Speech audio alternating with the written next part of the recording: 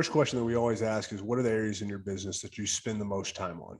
Right. So we look for a redundant task. We go through that process of discovery with our clients to understand, where the pain points are. What are the bottlenecks? What are the things that keep you from being more efficient and from going out and focusing on revenue generating tasks or providing better service to your customers? Right. And we always start with that. And what we hear is, oh, I do this every day. I do this over and over again. I spend X amount of time, performing this task or this activity. This is my process for this, and it's just so redundant. And so those are, some simple questions that you can ask yourself to get a firm understanding of what areas you need to focus on in the beginning in order to automate.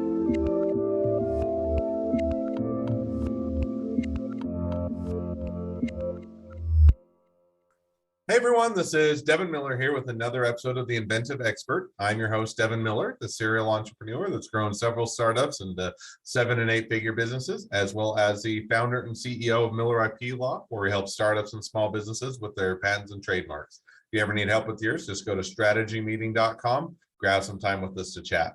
Now, today we have another great guest on the podcast, Patrick Parker, and today we're going to talk about one of the areas of expertise. I like all of them, but this one's always one that's especially near and dear to my heart, which is automation. So if anybody knows anything about the law firm, I love to automate things. I also think that there's a lot of times where automation is terribly and it doesn't fit. So we're going to talk a little bit about when to do it, when not to do it, or when it's right, how to do it right. And get a lot of that, how to get started. We might also dive in just a little bit to talk a little bit about SaaS companies or software as a service, also a little bit about customer service and setting things up for success, off the shelf, custom software, and everything in between. And so it's going to be a great conversation. Excited to have it. And with that much as introduction, welcome on the podcast, Patrick. Absolutely. Devin, thanks for having me. Great to be here and excited to have a good conversation about something that's near and dear to both of our hearts. So one of the biggest things that we do at SaaS Partners is help entrepreneurs do more with less. And a big component of that is going to be automation. So as you know, any company that wants to scale, automation has got to be a part of their strategy when they're looking to either grow revenues or achieve any kind of varying magnitude of scale. So just kind of want to talk a little bit, like you said, about some of the pitfalls and how people can internalize some of those foundational concepts around the what, how, and the why.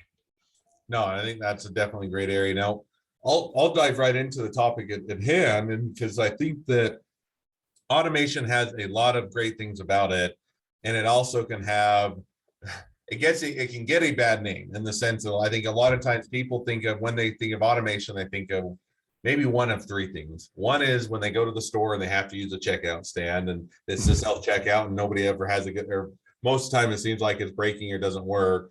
The second thing that they think about is when I have to call customer service and I have to dial the robot that answers, I have to dial 20 different people. I get to or one person, I finally talk with them. They tell me it's the wrong one. They transfer me 5 more times and then I get hung up on and start the process all over again. Or the third one is that they go onto a website and there's a chat bot there and they trying to get in contact with the real person, and the chat bot just keeps asking them or answer their question, all of which are horrible customer experiences and nobody likes to do. So my guess with that, as much as a setup, is that's not what we're talking about as far as automation. So when you're thinking about automation, I know it's a broad question, kind of what should you be considering? How should you get started? What are the businesses that you might consider that are a good fit? And how do you even start to approach and think, should I automate at least part of my business? Yeah, 100%. I think kind of along those lines, let's start with what the challenges are, right? So I think there's a misunderstanding about what it is, where to start, how to approach it, right? So you just rattled off a bunch of the examples of bad automation, right? Things that were not executed properly and issues that customers have run into as a result, right? Mm-hmm. So how should you start? And I think the biggest thing with that is really understanding and looking at the processes, right? Going through a discovery and identification process where you are looking to see what processes you can actually automate, right? So it's the same thing. If you put in bad data or bad inputs, you're going to get bad outcomes. So you've got to make sure that the process that you're looking to automate isn't flawed in the first place. And the best way to do it is to execute it well manually. So I think that's the biggest challenge. The second one would be not testing those automated processes, right, end to end. So a lot of people have a tendency to set up automation on all these various platforms, and then they never really test it. They never go through it as a customer. They never understand the experience, which is why when you call up customer service and you get that robot and you get bounced around 15 times, you're just not doing that through the lens of the customer and understanding what that experience looks like. And then I think let the me last ask, thing, maybe just dive in, and I know I'm interrupting, and we'll definitely you're go good. back. But one of the issues, and I said we do it. I self-proclaimed. I don't know. Self-proclaimed sounds like it's better. It's more. It's cooler than it is. But one of the things we do is we do a lot of automations, and the issue we always find, and I have some answers, but is when you're doing automations, it's hard to and that's the same even with software in general. Test for all the fringe cases. In other words, there's a lot of times where you have edge cases, fringe cases that you think, oh, these will never pop up, or they're not a big deal, or we'll worry about them later. And then lo and behold, you launch it, and then the first week you have one of those edge cases that you never thought would come up is the one that is, and then it doesn't have the perfect experience, right? In other words, you're getting a customer that engages with it. To them, they're saying this should just work, and why is it not working? And you're saying, well, hey, it works most of the time. You're the one customer that it doesn't work well for, and they don't want to hear that. And so with that, and I know it's a compound question. The other one that I always find is that if you try and test so long that you're catching every single possibility, it's going to take you a year or two to get the automation up and going. And you're saying, we don't want to wait that long to get this in because it will help benefit our business to offload some of the workload, and it will, be a better experience, and, lay out the reasons. And so how do you balance that where you're not testing so minimally that you're having all these issues and holes in the thing, and yet you're not testing so long that it takes you forever to launch? Does that make sense? 100%. And so I think the answer to that question is pretty straightforward. It's understanding what can be handled when automating processes, and then understanding what to do when you do run into those fringe cases, right? So what we promote with most of our clients is, as soon as you hit one of those cases that cannot be handled, create a ticket, open it up, pass it along to the right people. That's the point in time where you need an actual human intervention, right? You need someone to pick up the ball and run with it, so to speak, and to make sure that customer is helped throughout the rest of the process. So I think that's the big thing that a lot of people miss, and you can literally build that into those workflows with the understanding that, hey, I'm not going to be able to catch every single fringe case. Just as you said, it can be time consuming up front, but the front loaded effort is all for the back end result, right? Of reducing the amount of time that you're spending, and hopefully improving the efficiency of the actual process itself, so that you can continue to grow and scale and focus your attention elsewhere. So that kind of also goes back to the third point that I was going to make earlier, is you've got to understand what to avoid automating too, right? So it's the same thing. It's where you have those opportunities for natural human interactions. You don't want to completely remove the human or the humanity aspect of it, to where you have no opportunities to actually connect and build a meaningful relationship with your customers. No opportunity to receive kind of authentic, real off the cuff feedback, right? So I see a lot of people will do that. And the other thing I see, especially in sales agencies or in sales teams, is they will automate processes that could have otherwise been used to upsell, cross-sell, and cross-promote other products that they have. So they're actually losing opportunities to engage with the customer, understand their needs, and then continue selling into that customer's organization, et cetera. So again, it's not just something that you can kind of blanket the organization with. You've got to really understand, that the how, what, and why. So. No, I think I absolutely agree. And that's kind of one of the things of a bit through trial and error we found out, but our intent was always almost the opposite of what it sounds like. In the sense of, people often think, hey, well, if it's automated, it makes it so you don't have to do the customer service, or it makes it so you don't have to interact with the client. I think that a lot of times the best systems are just the opposite, where it's freeing you up to have better customer service, or better interactions, or better discussions with the clients, because you're not having to do a lot of the, what I'd say, mundane or redundant things that don't need to be done, or have a person on task. but because you don't have it automated, now you're having to spend time over here and you don't have time to interact with the client as much. So I definitely think that there are areas that can make it improve, but you have to do it.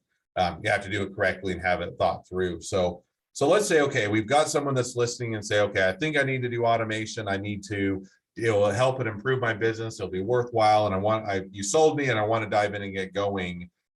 You started to touch on it, but what are the ways, how do you let's say you decided that it makes sense, but you don't know where to get started. Do you start going out and hiring a specialist that does it for you? Should you look into off-the-shelf software, hire someone internally, try and pay someone to set it up for you? How do you kind of go about diving in if you say, no, I think we've decided we need automation, but I have no experience with it?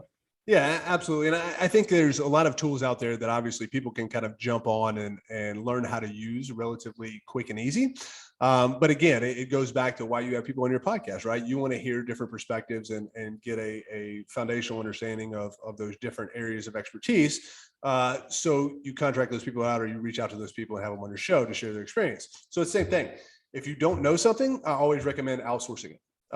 Hiring internally, again, there's a whole lot of challenges. The same thing, if you don't know what you don't know. So it's not easy to hire people for a skill set that you have no exposure or experience to, right? So instead, there's a ton of firms out there that would do it, ours included, but it's one of those things where contract someone that is an expert in the field, and then start with the low-hanging fruit. So the things that we always push up front are CRM integrations, how to manage those relationships with your customers, how to make sure that you're capturing leads and nurturing those people, and then moving through into those other processes that you can get a huge ROI with a relatively little expense.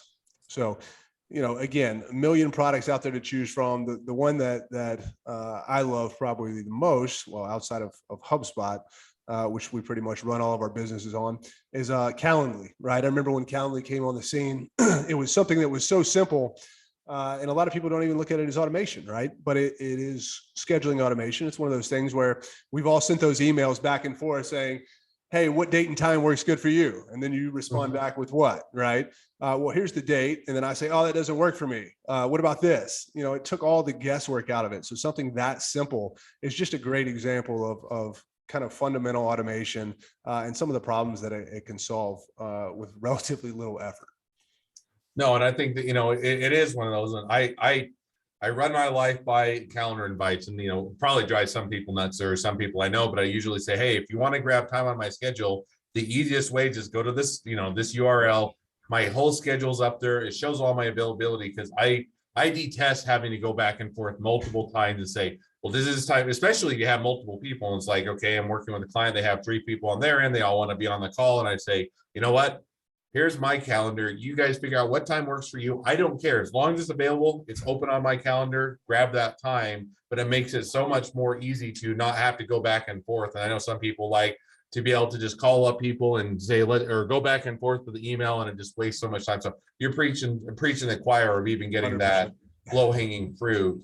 Now, circling back to one of the other things you said, is I think that one of the points, I don't think it's just a specific to automation or to that type of service, but if you don't know where to get started, you don't know what you're looking for. In other words, you don't know who to hire, or if they're going to do a good job, or if they're doing a terrible, because you don't have any experience, right? So a lot of times, if you're a startup and you doing in areas of experience, hey, I have experience in this, I'm just looking to hire someone on or offload things. Great. I know if they're doing a good job or they're not doing a good job.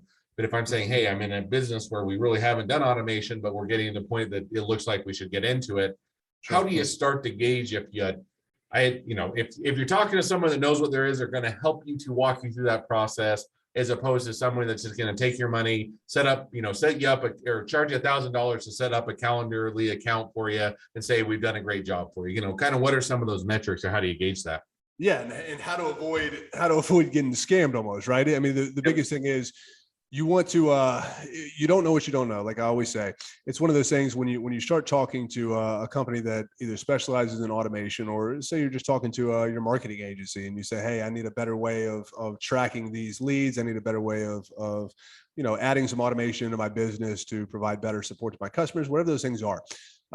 Most agencies are going to have a foundational understanding of how to do those. That does not mean that they have expertise or specialize in it, but again, they usually operate with tools that enable you to at least gain some exposure up front, right?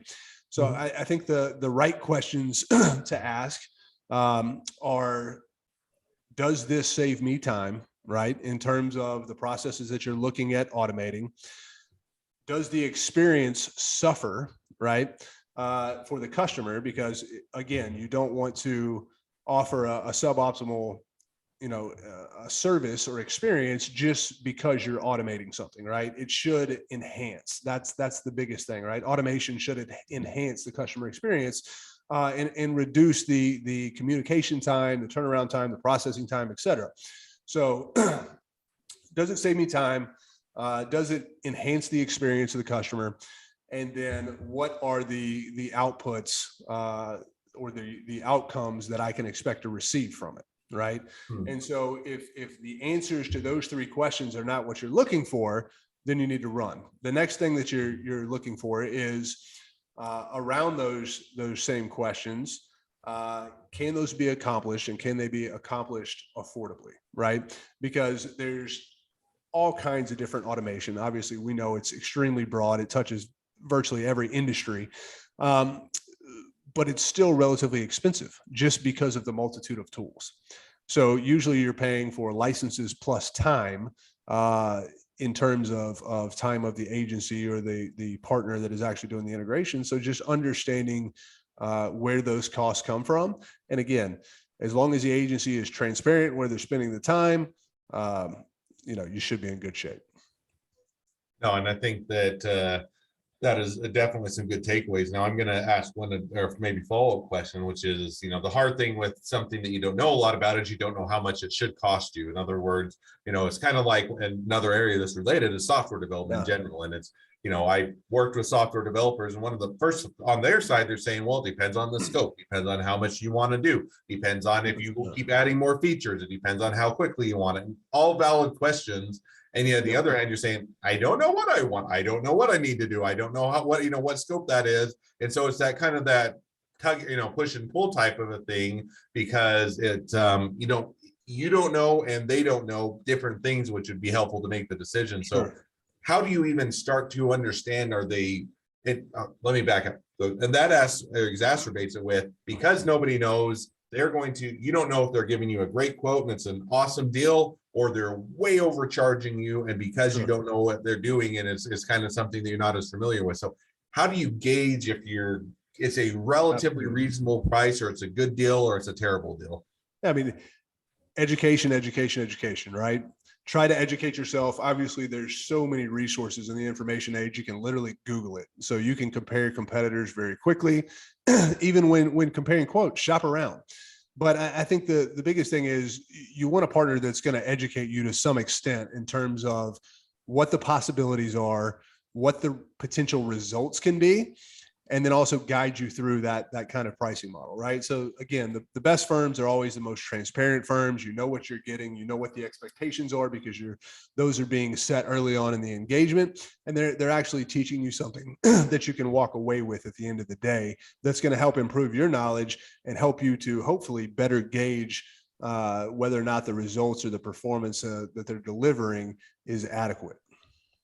No, and I think that definitely makes sense. Now, I'll ask one more kind of question, just because it comes up, and I've looked at it and had others have looked at it or had the question as well, which is the knee-jerk reaction when something is that you don't know if it's a good deal or a bad deal. Is you go out and you talk with 3 or 4 or 5 people or different firms, and you get their quotes, you kind of get their thing, and they say, okay, which one's the least expensive?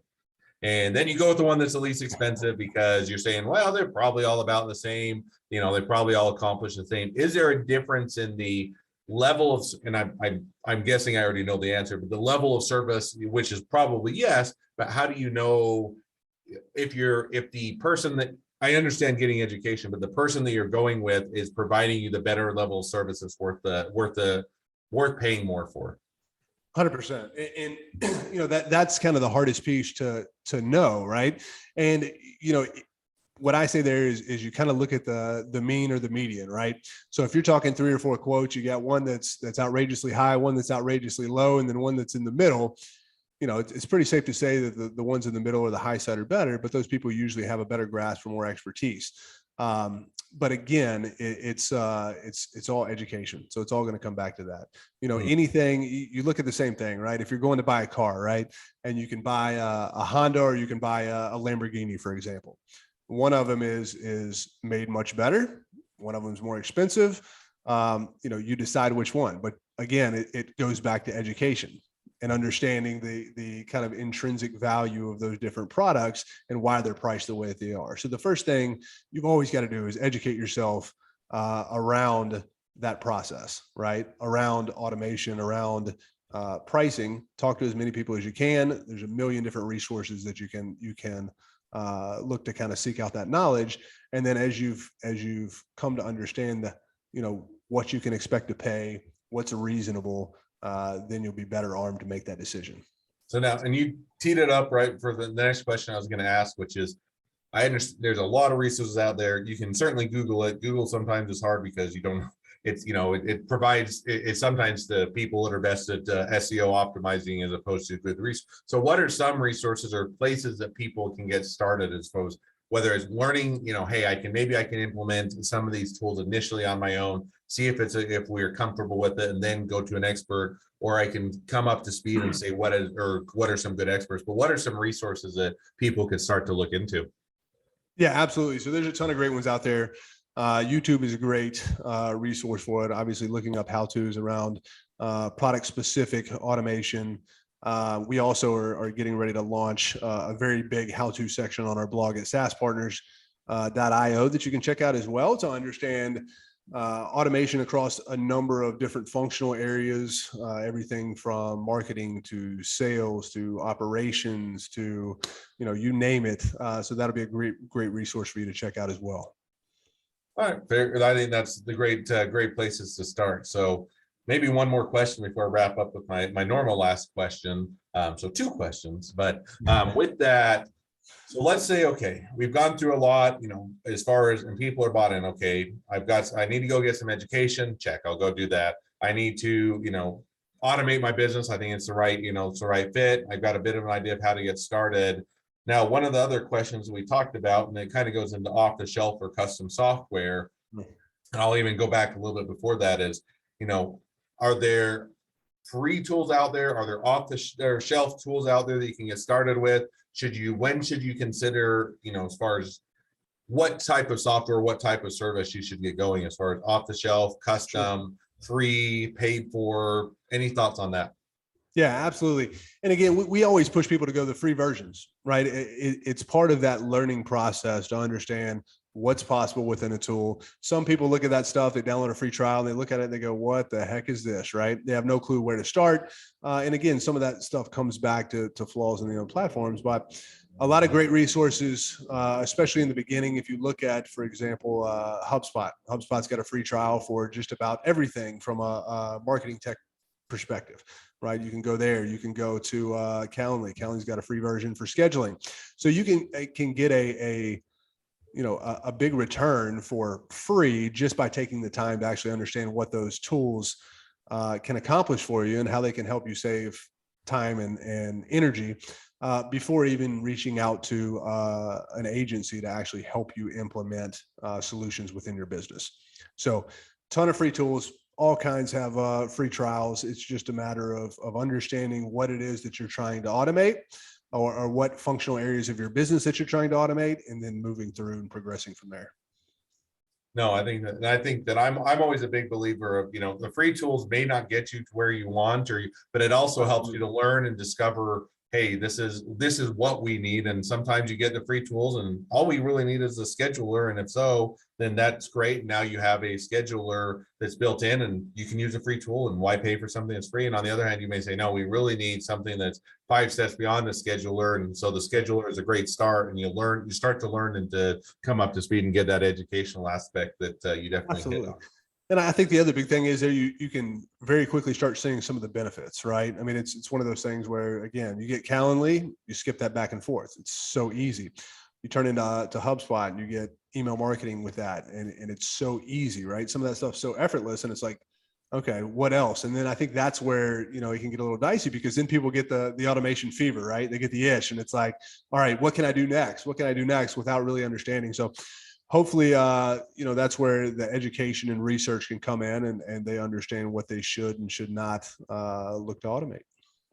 No, and I'm right there with it. And I probably get the automation fever a bit. Now we figured out, and a lot of times we take it stepwise, and sometimes we talk it through and say, well, that would be a great thing to automate, but the return on it's just not going to be worthwhile. It's going to take too long. It's going to take more time than it's worth. But that also has come along with we've done enough of it. We've got the education. We've got a reasonable amount of experience to understand what that would entail and whether or not it's worthwhile to implement. So we could talk, you know, it's an area, and we didn't even get through all the rest of the things we could talk about. But as you can tell, I love automation. I think it's a great area if done right and if done with a lot of thought and effort put into it. I think it can definitely help businesses to scale. You know, one of the things I thought was interesting is law firms are notoriously hard to scale. Most people say the only way you scale a law firm is that you hire more people and you keep hiring more people and you keep hiring more people. And there, you know, you still have to at some point along the way, milestones, you have to hire more people.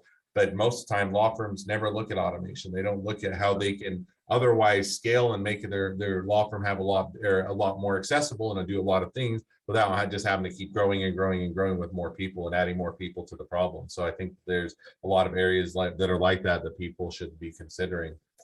But with that, let's go ahead and jump to the question I always ask at the end of each episode, which is we talked about a lot of different areas of automation, a lot of different things you could do, when you should get started, how you can identify people and everything else in between. Now, the question I have is, you know, that's going to be overwhelming. If I was starting here and I had done nothing with automation before and I'm just looking to get started, a lot of things I should get started on.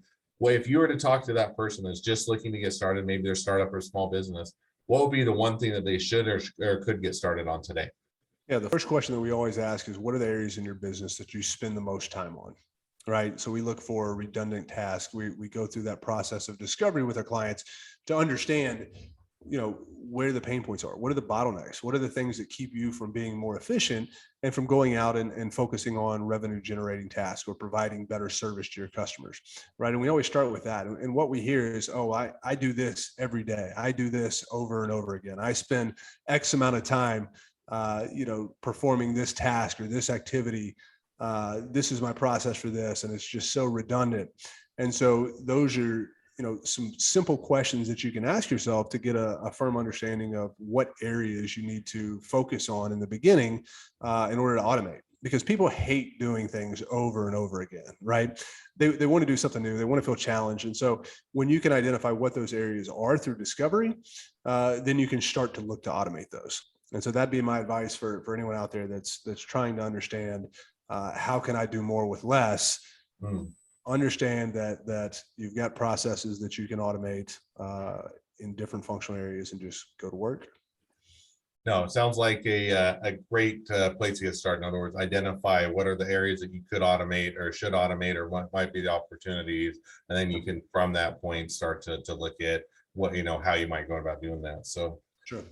Well, with that, as we wrap up the episode, if people want to reach out to you, they want to be a customer, they want to be a client, they want to be an employee, they want to be an investor, they want to be your next best friend, any or all of the above, what's the best way to reach out to you, contact you, or find out more?